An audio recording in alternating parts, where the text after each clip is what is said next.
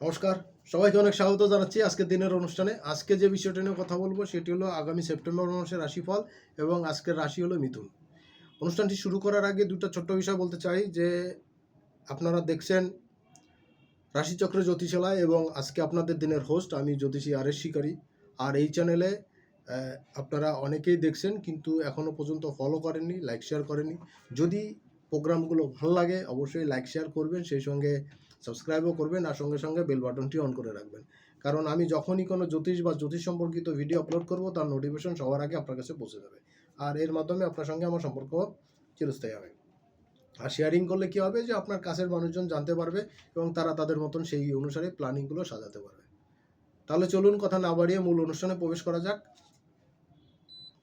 দেখুন, এই মাসে সেপ্টেম্বর মাসে 2026 সালে সেপ্টেম্বর মাসে অনুসারে মিথুন রাশির জন্য কতগুলো গুরুত্বপূর্ণ পয়েন্ট থাকছে। প্রথমত হচ্ছে যে এই মাসে আপনার রাশিতে কিন্তু মঙ্গলের সঞ্চার হচ্ছে। মঙ্গলের সঞ্চার হচ্ছে কবে? 18ই সেপ্টেম্বর। মঙ্গল মিথুন রাশি ত্যাগ করে কর্কট রাশিতে চলে যাবে। এই মঙ্গল সঞ্চার থাকাকালীন সময় পর্যন্ত আপনার মধ্যে কিন্তু খুব বেশি অস্থিরতা থাকবে এবং এই সময় কিন্তু আপনার মধ্যে অনেক এনজাইটি থাকবে, রাগ জিদ উত্তেজনা একটু বেশি থাকবে। এটাকে একটু নিয়ন্ত্রণ করা দরকার এবং স্পাউসের সঙ্গে বিলাপ্টের সঙ্গে সম্পর্কের ক্ষেত্রে কিন্তু বেশ খানিকটা টানাপোড়েন যেতে পারে। এই জায়গাটা একটু ম্যানেজ করে চলা দরকার। এটা আপনাদের জন্য খুব বেশি পজিটিভ থাকছে না, কিন্তু সেপ্টেম্বরের 18 তারিখের পর থেকে এই জায়গাতে বেশ কিছু উন্নতি আপনারা পাবেন এবং সেই সঙ্গে কিন্তু শারীরিকভাবে চোটাঘাত লাগা, অ্যাক্সিডেন্টের যোগ কিন্তু তৈরি হচ্ছে মিথুনের জন্য। এই জায়গাগুলো আপনাদের একটু বুঝে শুনে চলা দরকার। দ্বিতীয় বিষয় হচ্ছে শুক্রের একটা ট্রানজিট হচ্ছে 2 তারিখে সেপ্টেম্বরের এবং সে তুলায় প্রবেশ করে যাচ্ছে। মিথুনের ক্ষেত্রে পঞ্চমে শুক্রের গোচর এবং সে এইখানে থাকবে পুরো সেপ্টেম্বর মাস ধরে এবং অক্টোবরের 4 তারিখে সে বক্রি হবে। বক্রি ভিডিও নিয়ে আলোচনা করব, শুক্রের ট্রানজিটের ভিডিও আলোচনা করব। আপনারা অবশ্যই থাকবেন। শুক্র কিন্তু কম বেশি তুলা রাশিতে পুরো বছরটা শেষ করে ফেলবে। জানুয়ারির 1 তারিখে সে তুলা রাশি ত্যাগ করে বৃশ্চিক রাশিতে চলে যাবে। এখানে প্রবেশ করছে সেপ্টেম্বরের 2 তারিখে। খেয়াল করুন, শুক্রের কিন্তু একটা লম্বা সময় তুলা রাশিতে গোচর হচ্ছে। তো আপনার রাশি সাপেক্ষে মিথুন রাশির সাপেক্ষে তুলা কিন্তু শুক্র কিন্তু দ্বাদশপতি এবং পঞ্চমপতি। তো এই গোচরটা কিন্তু আপনার জন্য বেশ গুরুত্বপূর্ণ, কারণ পঞ্চমে শুক্রের অবস্থান। সন্তান যারা চাইছেন সন্তান সম্পর্কে, সন্তানের কোনো গুড নিউজ জানতে চাচ্ছেন, সন্তানের কোনো সাকসেস কিন্তু আপনার জন্য অপেক্ষা করছে এবং আপনার কেরিয়ার, আপনার সন্তানের লাইফে, এডুকেশনের জায়গাতে একটা বড়সড় ম্যাসিভ পরিবর্তন কিন্তু আপনারা দেখতে পাবেন। এটা আপনাদের জন্য অনেকটা পজিটিভ হচ্ছে। 2 নম্বর পজিটিভ জায়গা হচ্ছে যে কি কর্মের উন্নতি, প্রসার এটা দেখতে পাবেন, কারণ শুক্র কিন্তু পঞ্চমে থেকে আপনার একাদশকে দৃষ্টি দেবে।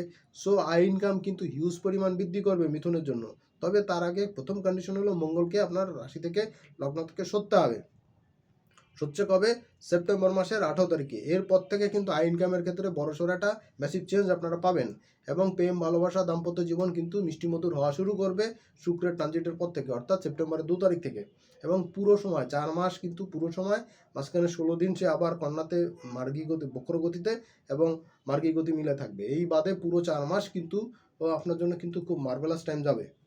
দ্বিতীয় কথা হচ্ছে কি আপনার রাশির অধিপতি এবং চতুর্থপতি বুধ, সে কিন্তু অবস্থান করে থাকছে কোথায়? সে কিন্তু অবস্থান করে থাকছে বুধ 23শে অগস্ট পর্যন্ত সিংহ রাশিতে থাকবে। এরপরে কিন্তু সে 8ই সেপ্টেম্বর সে কিন্তু কন্যা রাশিতে নিজ গিয়ে যাচ্ছে, সক্ষেত্রী হচ্ছে। চতুর্থপতি চতুর্থে, লগ্ন রাশির অধিপতি এবং চতুর্থপতি কন্যার ঘরে সে যাচ্ছে বুধ এবং সেইখানে সে তুঙ্গস্থ হচ্ছে, মূল ত্রিকোণে যাচ্ছে।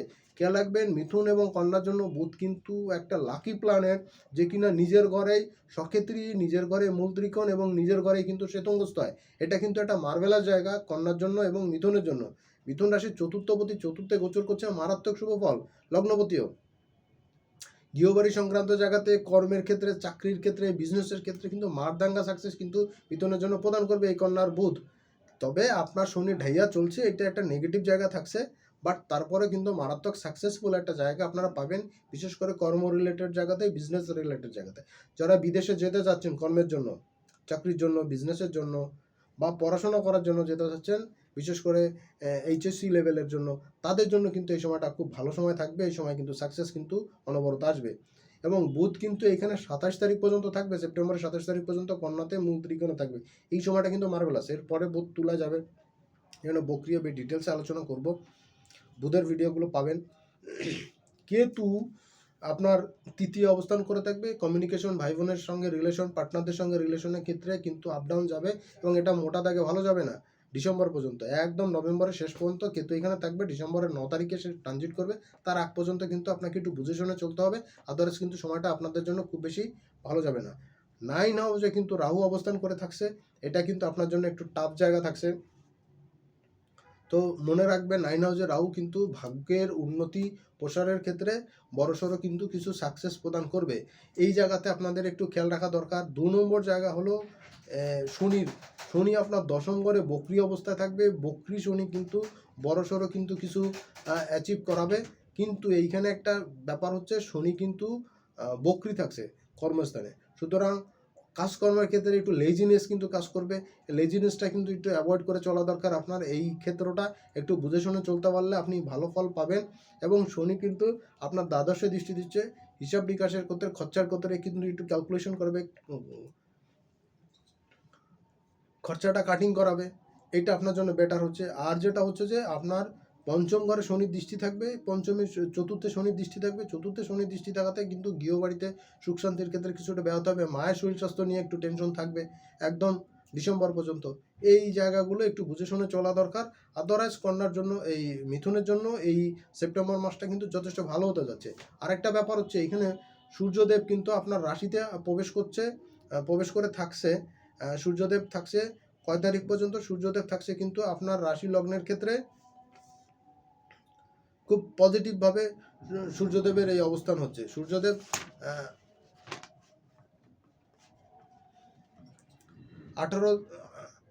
16 তারিখে সূর্যদেবের গোচর হচ্ছে। 16 তারিখে 16ই অগাস্ট সে সিংহ রাশিতে যাচ্ছে এবং সে এইখান থেকে পরে সেপ্টেম্বরের 16 তারিখে সে কন্যায় প্রবেশ করবে। অর্থাৎ মাসের প্রথম অর্ধেকটা 15-16 তারিখ পর্যন্ত সে নিজের ঘরে থাকছে, এরপরে কিন্তু সে দ্বিতীয় যাচ্ছে। অর্থাৎ মিথুন রাশির ক্ষেত্রে কিন্তু তৃতীয় এবং চতুর্থতে সূর্যের গোচর হচ্ছে।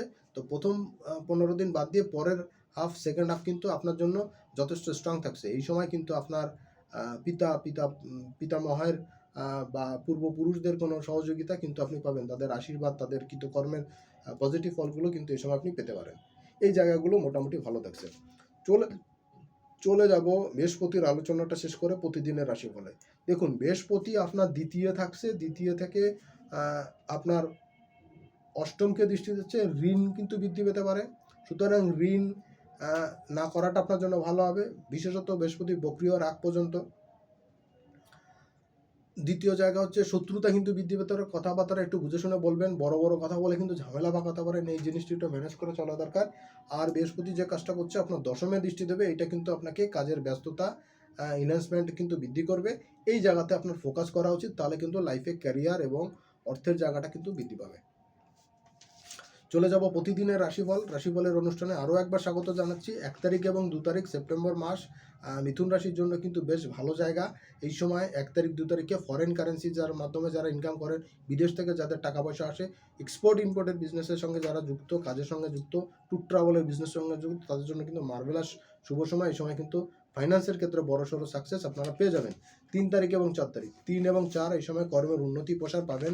আর্থিক ক্ষেত্রে শ্রীবৃদ্ধি ঘটবে, কিন্তু বিজনেসের ক্ষেত্রে ব্যবসা বাড়বে কিন্তু খরচাও কিন্তু বৃদ্ধি পাবে। স্পাউসের সঙ্গে ঘোরাঘুরি, খাওয়া, রেস্টুরেন্ট, এই কারণে কিন্তু ব্যয় বৃদ্ধি পেতে পারে। এইটা একটু বুঝে শুনে চলা উচিত, আদারওয়াইজ কিন্তু পরবর্তী সময় কিন্তু মানিটারি ক্রাইসিসে আপনাকে ভুগতে হতে পারে। মনে রাখবেন, এই সমস্ত শুভ ঘটনার মধ্যে কিন্তু শনির ঢাইয়া চলছে, এটা কিন্তু মাথায় রাখবেন। পরের জায়গা হচ্ছে কি, আপনার রাশিতে 5 তারিখ এবং 6 তারিখ কনফিডেন্ট লেভেল খুব বৃদ্ধি করবে। এই সময় মনের সাহস, কনফিডেন্ট এগুলো যেমন বৃদ্ধি পাবে, তেমনি আর্থিক শ্রীবৃদ্ধি কিন্তু ঘটবে। স্পাউসের সঙ্গে সুন্দর রোমান্টিক সময় কাটাতে পারবেন। প্রেমিক যুগল যারা আছেন তাদের জন্য কিন্তু নতুন প্রেম আসা, প্রেমের ক্ষেত্রে নতুন আবহাওয়া তৈরি হওয়া, পাকা কথার দিকে যাওয়া, এই ধরনের সিচুয়েশন কিন্তু এই সময় হতে পারে। স্বপেশায় বিজনেস যারা করছেন তাদের জন্য মার্ভেলাস শুভ সময়। 7, 8, 9 এই 3 দিন কিন্তু মিথুনের জন্য আর্থিক ক্ষেত্রে বাম্পারের সময়। এই সময় পুরনো পাওনাগন্ডা যেমন আদায় হতে পারে, তেমনি বিজনেসের থেকে বা হঠাৎ কোনো প্রাপ্তি, লটারি, উপহার উপঢৌকন বিদেশ থেকে বা কোনো দূর থেকে এটা পেতে পারেন। 10, 11 তারিখে আর্থিক শ্রীবৃদ্ধি যথেষ্ট বৃদ্ধি পাবে, ভাগ্যদেবীর সাহায্য সহায়তা পাবেন, কর্মের প্রসার ঘটবে এবং হায়ার অথরিটি আপনার প্রশংসায় পঞ্চমুখ থাকবে। 12 এবং 13 তারিখ এই সময়টা কিন্তু আপনার কাজের চাপ অনেক বেশি হবে, সব কাজগুলো শেষ করাটা মুশকিল হবে। তারপরও যথাসম্ভব চেষ্টা করবেন, পরিবারের দিকেও নজর দেওয়া দরকার। মায়ের শরীর স্বাস্থ্য কিন্তু এই সময় একটু টেনশনের জায়গা থাকবে। 15 এবং 16 তারিখ আগের দিনে না হওয়া কাজগুলো এই সময় কমপ্লিট করতে পারবেন। পারিবারিক সুখ শান্তি এই সময় কিছুটা বৃদ্ধি পাবে, সন্তানের সঙ্গে সখ্যতা বৃদ্ধি পাবে, সন্তানের কোনো সাকসেস আপনাকে গর্বিত করবে। 15-16 তারিখ এই সময়, 14-15 তারিখ এই সময় যথেষ্ট স্ট্রং থাকবে।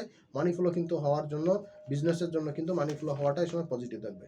16-17-18 এই 3 দিন কিন্তু কর্মের উন্নতি প্রসার পাবেন, ইনকাম বৃদ্ধি পাবে। শত্রুতা তৈরি হতে পারে, শত্রুর একটা ভাব আপনি ফিল করতে পারেন, শত্রুর এগেনস্টে সাকসেস পাবেন। যারা ঘুরে ঘুরে কাজ করেন, সেলস মার্কেটিং কাজ করেন, তাদের জন্য কিন্তু মার্ভেলাস টাইম এই সময়টা। 19 এবং 20 তারিখে আয় উন্নতি বৃদ্ধি পাবে, সেই সঙ্গে কনফিডেন্টও কিন্তু বৃদ্ধি পাবে। জায়গা জমি সংক্রান্ত যে পুরনো সমস্যা যেগুলো ছিল, সেগুলো কিন্তু কিছুটা মিট আপ হওয়ার একটা অবস্থা তৈরি হবে। ফলো আপে রাখলে সেই সমস্ত জায়গাতে সাকসেস পাবেন। কোনো ছোটোখাটো যানবাহন ক্রয় করা বা যানবাহন পরিবর্তন করে অন্য যানবাহন কেনা, রিঅ্যারেঞ্জ করা, এগুলো কিন্তু আপনি করতে পারেন, এটা আপনাদের জন্য পজিটিভ থাকবে। 21 এবং 22 তারিখ আয় ইনকাম বৃদ্ধি পাবে, বিজনেসের ক্ষেত্রে, স্বপেশার ক্ষেত্রে সুনাম প্রতিষ্ঠা আসবে, আর্থিক ফ্লো আসবে, কাস্টমার ডিলিং বৃদ্ধি পাবে এবং কাস্টমারের তরফ থেকে পূর্ণ সাহায্য সহযোগিতা এই সময় পেয়ে যাবেন। 23-24-25 এই সময় কিন্তু কর্মের উন্নতি, ভাগ্যের উন্নতি থাকবে। পিতৃস্থানীয় ব্যক্তির সাহায্য সহযোগিতা পারেন, কোনো আধ্যাত্মিক গুরুজির, টিচারের সান্নিধ্য লাভ করতে পারেন। ভাগ্যদেবী দুহাত তুলে এই সময় দেওয়ার জন্য প্রস্তুত থাকবে। আপনি কতদূর নিতে পারবেন সেটা আপনার উপরে ডিপেন্ড করছে। তবে সময়টা কাজে লাগালে কিন্তু বিদেশ সংক্রান্ত বিষয় যারা চিন্তা ভাবনা করছেন পড়াশোনার জন্য বা কাজের জন্য, তাদের জন্য কিন্তু এই সময়টা খুব ভালো থাকবে। 26 এবং 27 এই সময় কাজের চাপ থাকবে, অনেক বেশি লোড থাকবে, কিন্তু সব কাজগুলো শেষ করতে পারবেন। মনটা আনন্দে ভরপুর থাকবে। সিনিয়র তরফ থেকে, হায়ার অথরিটির তরফ থেকে কিন্তু আপনি প্রশংসিত হবেন, তাদের সুনজরে আপনি থাকবেন। কিছু কিছু ক্ষেত্রে ইনসেন্টিভ বোনাস এগুলোও কিন্তু আপনি পেতে পারেন।